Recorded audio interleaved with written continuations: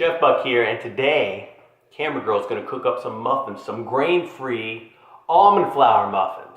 And almond flour, you can find that in any local store, health food store, any kind of store really.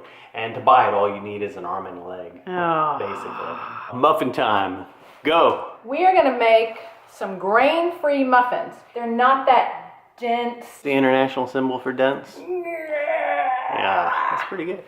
So it's pretty simple. We've got some almond flour. We have some coconut sugar. So we're not saying we have no sugar. We have some cinnamon and just a pinch of salt.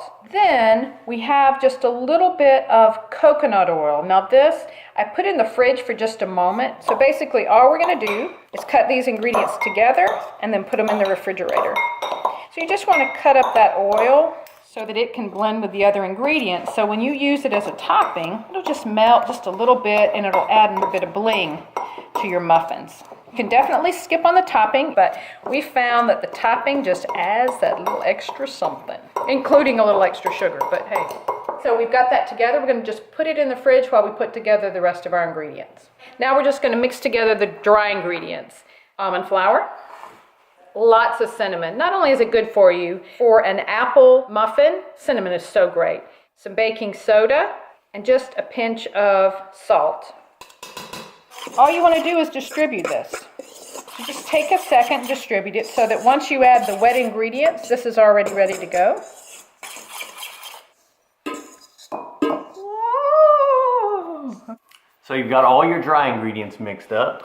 Our sugar is dry, but you'll notice we didn't put that in with the other dry ingredients. It's going to go in with our eggs and a little bit of coconut oil. So, dry ingredients, asterisk. So now we're going to mix up the wet. We're going to start with our eggs. Now I have fairly small eggs, so we have 3. If you have extra large eggs, make it 2. Just want something that helps everything stick together. A 2. Then we're going to add our sugar. Again, this is coconut sugar. Then we're going to add a little bit of vanilla. This is optional, but vanilla to me is oh so good. And then we're going to add some apple sauce. Now, if you don't want to use apple sauce, you still want some sort of moisture, you can grate up an apple. We're also going to put in some diced apples so that there's some texture. But I just used some unsweetened applesauce. So you're not using white sugar, but you're using an awful lot of alternate sweeteners. And then plus me being this close to the bowl. Yeah. Probably add a lot of calories too. That's right. And we had heated up just a little bit of coconut oil, where for the topping, you want it more solid so it'll blend together well. Here, you want it melted, but So you made sure that your coconut oil was a good liquid consistency, but that's not hot. But it's not hot, exactly, because if you add it hot, you almost, if you're not careful, you can start cooking the eggs. Yeah. You don't want to do all that. So that's like room temperature oil, but it's completely liquid. That's exactly right. Okay, so we're going to mix this together. And the other thing is we're making a small batch. So we're only making 8 muffins. And you go, what? Yeah, if you're having a party, this is not the only recipe 8 for you. muffins. Yeah, this is not... When you make muffins, I want you to make a minimum of 30.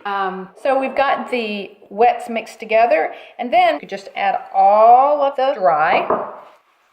Just moisten it. You don't want to overmix it, which is great. It means you don't have to take as much time. And once you have it like mostly mixed, before you finish, go ahead and add, and again, I have some diced apples. Now what kind of sizes are those? So you got some nice little chunky cubes. Yeah, but I'm also a person that generally likes like nuts in the muffins, but for these I found they get too mushy unless I toast up the nuts, and I didn't feel like doing that today.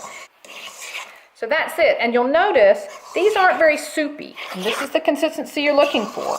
And again, I've got all of the flour moistened, so I'm going to stop mixing it together. So we're just going to get it in the tins and get it in the oven. You can already smell cinnamon and apple. You just want to distribute it fairly evenly. Yeah, this one's a little higher and more filled than this one, but you want it generally in the same ballpark. And as you're dipping them together, make sure that there's some apple in each piece, unless you got people who hate apples and they're crazy people. So now you got your crumble out of the fridge. And I think the easiest way to do it is by hand. You'll notice that even if you're really generous This recipe makes extra. So even though you've made only 8 muffins, your topping can be available for another batch, for another sweet that you maybe want to add a crumble to. The last batch of crumble you made, you used that individual recipe for 4 different 3 pans of muffins. For 3, yeah. So it lasted a while. Yeah, and so see, I'm being very generous. So we want to get these in the oven, and we're going to let them cook. We got a preheated oven. We're going to let them cook for about 20 minutes. So they've been baking away. How long you had them in there? About 20 minutes. I turned them around halfway through. They look and smell delicioso. All right, so we're going to give them the toothpick test. It's a toothpick torture You can use test. a knife if you don't have, now see, I just hit a piece of apple. But you just want to get in the center of some of your tallest and bring it back out. If it's still doughy, you're going to get a lot of stuff on your toothpick. So let's test one more. You just got a few crumbles. A few of the crumbles on your stick there. So again, we're just going to pull it back out straight without swirling it around. And see, that's pretty clean. So it's finished cooking. Just take them out and put them on your cooling rack. And the reason you're wanting to get them out of the tins, you don't want them to sweat because there's still heat here, there's still heat here. This just helps them solidify. So even though they smell terrific, they got a great cinnamon smell. you want to wait like 5 minutes, especially because I used the paper, the old-fashioned paper cups. Yeah. And so right now, with them being so hot, if you start pulling them away, you're going to get a lot pulling away with your paper. If you give it just 5 minutes, then you can still have a warm muffin. These are moist enough. You're still going to have part of your muffin pull away with your paper. But give them 5 minutes and it won't be as much. But they're going to sit more than 5 minutes because we got to make some fancy pants coffee to go with our muffins. All right, so we got the coffee heated up. We got our muffins cooled down. So we can go ahead and peel it. If you do this right when they come out of the oven, you know, a lot of it will stick to the paper. And then you have to eat on the paper, and then it just makes you feel like a scavenger, and I don't know, just hard to look cool. And look at those nice chunks of apple. You could put nuts in here, you could put raisins. Almond flour is a little pricey, but look, we take, instead of napkins, we take paper towels and tear them in half, and that sort of offsets the price, you know, because if you do this for like 2 years, that'll pay for maybe 6 or 8 ounces of almond flour. God. Let me go ahead and give it a taste test here.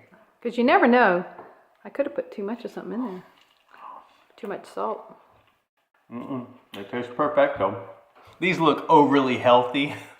These look like something, you know, your grandma might have made, you know, that she made with just some dirt from the yard, you know, like depression muffins or something. But these muffins are so tasty and they're so sweet because it's got the apple in there and the applesauce and that coconut sugar, was it?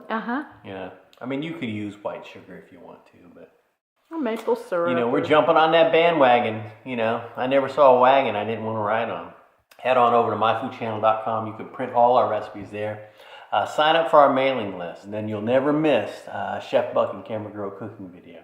So we appreciate you watching, subscribing, you know, leaving nice comments, and we'll see you in the future. Bye-bye. Wow, one take. Think so? Nice job.